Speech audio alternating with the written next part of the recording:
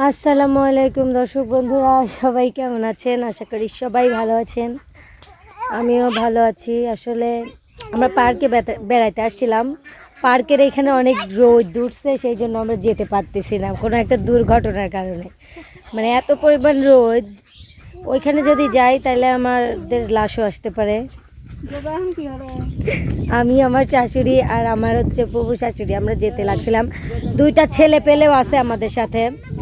তারা মানে আমরা তো মরবো, তারাও মরে যেতে পারে, সেই জন্য আর যেতে পারতেছে না। এখানে একটা পার্কে, এই পার্কের ভেতরে এই একটাই গাছ আছে।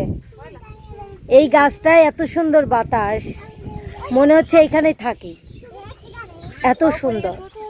কিন্তু আমরা কোনো একটা, দেখেন কি পরিমাণ রোদ, মানে আশেপাশে কোনো গাছগাছালি নাই, এই গাছটাই শেষ।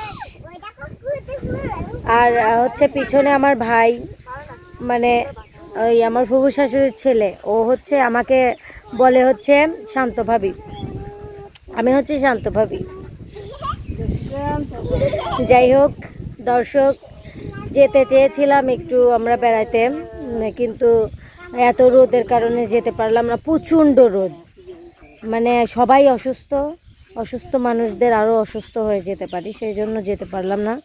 তো তার জন্য এইখানে এইটুকু আপনাদের দেখালাম। এখন বাসায় যায় তারপর আপনাদের সাথে কথা বলবো। দর্শক বন্ধুরা, বাসায় চলে এসেছি। বাসায় চলে আসার পরে মাথায় তেল নিলাম।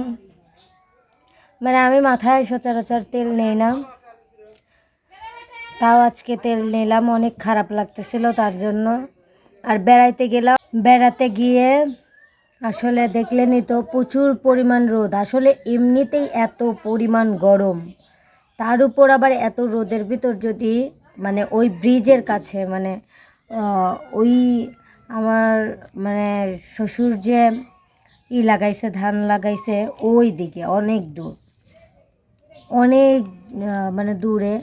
আর সেই জন্য ওইখান থেকে যদি যাই, একটা গাছপালা কিচ্ছু নেই, ইসের ভেতরে বা মাঠের ভেতরে। আপনাদের যে পার্ক বললাম, ওই যে বট গাছতলা দাঁড়াইছিলাম, ওই জায়গাটাই একটু ঠান্ডা, পার্কের মতো আর কি।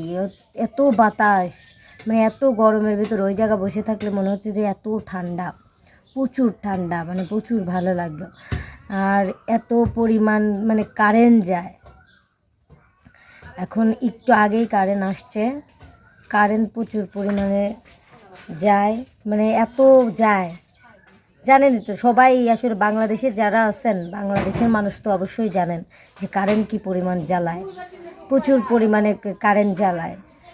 আর আমার এত পরিমাণ গরম সহ্য করতে হচ্ছে, ঠিকই আছে, কি করব বলেন। যদি কারেন্ট আসেও, ফ্যানের বাতাস আগুন, ফ্যানের বাতাস আগুন, ফ্যানের বাতাসও আগুন, বুঝতে পেরেছেন? যাই হোক দর্শক বন্ধুরা, বেড়াইতে গিয়ে দেখাইতে চেয়েছিলাম মাঠটা আপনাদের ঘুরে। পানি আসুক, পানি আসলে আপনাদের দেখাবো। এদিকে তো যেখানে গিয়েছিলাম ওইখান পর্যন্ত পানি আসে, আপনাদের সব দেখাবো।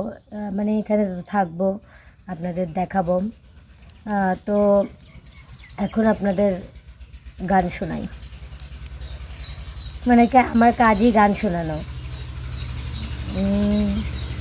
আমায় দুঃখগুলো চেনা সুরে ডাকে বারে বার, আমায় দুঃখগুলো চেনা সুরে ডাকে বারে বার।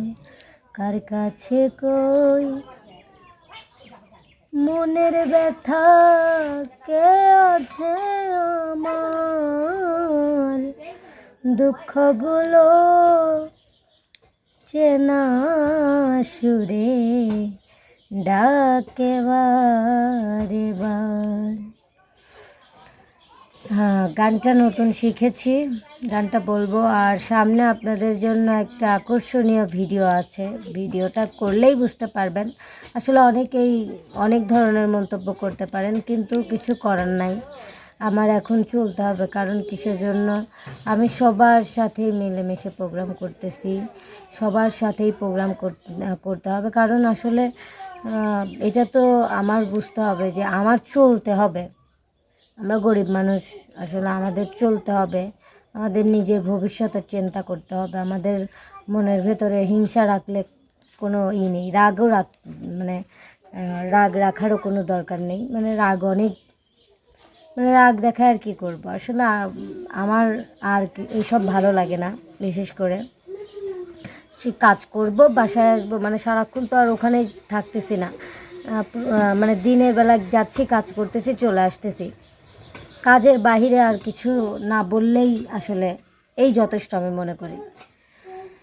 যাই হোক, সেটা অবশ্যই যেদিন মানে বিষয়টা যে আপনাদের অবশ্যই জানাবো, এখনই না, সেটা অপেক্ষা করুন। আর আমি দর্শক বন্ধুরা একটু অসুস্থ, আপনারা আমার জন্য দোয়া করবেন যাতে আমি সুস্থ হয়ে যাই। আমি অনেক শুকাই গেছি, দোয়া করবেন যাতে আর শুকাই না। এইটুকু এনাফ, আমি বেশি শুকাতে চাই না আর, মানে এই এনাফ। আর বেশি মোটাও হতে চাই না, এই অনেক। আমার কাছে এরকমই লাগে আর কি। বেশি মোটাও ভালো না, বেশি চিকনও ভালো না, সেই জন্য আর কি। তো আর একটা গান শোনাবো আপনাদের, তারপরে আমি আপনাদের মাঝ থেকে বিদায় নিব। এই মধুর জোছনায় এই মন শুধু চায়, চলো না দুজনে আজ গল্প করি। এই মধুর জোছনায় এই মন শুধু চায়, এসো না দুজনে আজ গল্প করি। একটু আবেশে এই মনটা ভরি, মধু জোছনায় এই মন শুধু চায়, এসো না দুজনে আজ গল্প করি। এসো না দুজনে আজ গল্প করি। যাই হোক দর্শক বন্ধুরা, সবাই ভালো থাকবেন, সুস্থ থাকবেন, আমার জন্য দোয়া করবেন অবশ্যই। আর অবশ্যই আবার যদি বেড়াইতে যাই আপনাদের দেখাবো। তো সবাই ভালো থাকবেন, সুস্থ থাকবেন, আমার জন্য দোয়া করবেন। আল্লাহ হাফিজ।